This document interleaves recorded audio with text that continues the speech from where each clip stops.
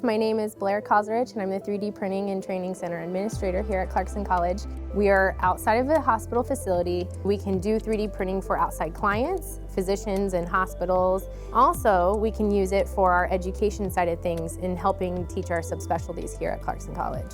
In our field, we're finding every day that there are people that just don't know how to do 3D visualization, also 3D printing. So we came together and formed a 3D printing certificate.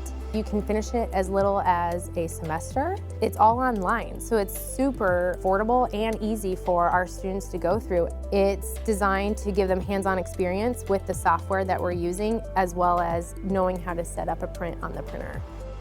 Being able to give the students a realistic anatomy model to simulate realistic procedures before they go out into clinical. That's huge for Clarkson College, to be able to provide something that no one else can provide their students. I wanted the digital anatomy printer because I've seen and held the prints, and I knew that this was the next big thing. This is how I could enhance patient care and education.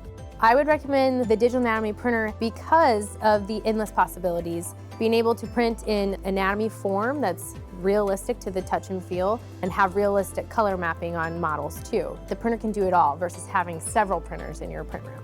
Particularly with the digital anatomy printer, I foresee it growing and just being able to then provide even a higher level of prints that are more detailed. Those things I think are only going to enhance patient care, but also I think it's going to lead into a whole nother world of 3D printing. I've had surgeons tell me that they've completely changed their course of what they're going to do for surgical intervention based on what they're seeing and how they've practiced it on the model prior to the procedure.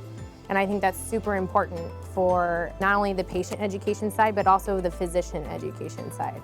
For a patient to be able to touch and feel a model to see exactly what it is they're going through, I think is the ultimate patient consent.